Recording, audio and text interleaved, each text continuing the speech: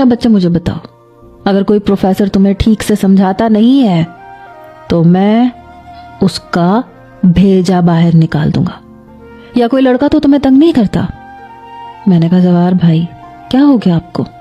मैं यहाँ सुकून लेने के लिए आई हूँ, ये सब बातें सुनने के लिए नहीं आई।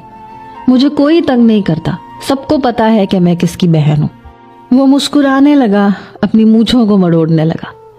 बाकी का दिन मेरा मेरी वालिदा के साथ गुजरा।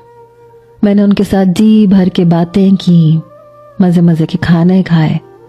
लेकिन अगले रोज दोपहर को मैं अपने कुछ नोट्स देख रही थी जब मेरी वालिदा मेरे कमरे में आई। वो मेरे बेड पे बैठ गई। कहने लगी नताशा मुझे तुमसे बहुत ज़रूरी बात करनी है। मैंने कहा जी अम्मी कहें, क्या कहना है? कहने लगी तुम्हारे आगा जी ने तुम्हारा रिश्ता पक्का कर दिया है, कल तुम्हारी मंगनी की रस्म है। ये सुनकर मैं उन्हें हैरत से देखने लगी। मैंने कहा किससे रिश्ता पक्का कर दिया, कौन है वो?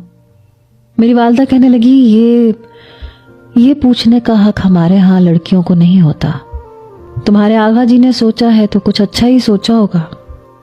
मैंने कहा फिर भी अम्मा मुझे भी तो पता होना चाहिए कि जिसके साथ मैंने जिंदगी गुजारनी है वो कौन है। मेरी वालिदा कहने लगी तुम्हारे आगा जी के दूर के कजन का पोता है, फातेह नाम है उसका, फातेह शाह। कल उसकी वालिदा और बहनें आएंगी, तुम्हारे हाथ में उसके नाम की अंगूठी पहनानी है। ये नाम मैंने पहले कभी किसी के मुंह से नहीं सुना था। मैं नहीं जानती क्यों, लेकिन मुझे उस अजनबी का ख्याल आने लगा। मेरी आंखें नम होने लगी।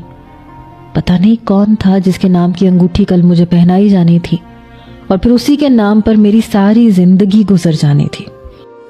अगले रोज सुबह से ही हवेली में गहमा गहमी सी थी। हवेली को किसी दुल्हन की तरह से सजाया जा रहा था। यहाँ तक कि आगा जान भी आज कमरे के बजाय हवेली की बैरूनी जानिब थे।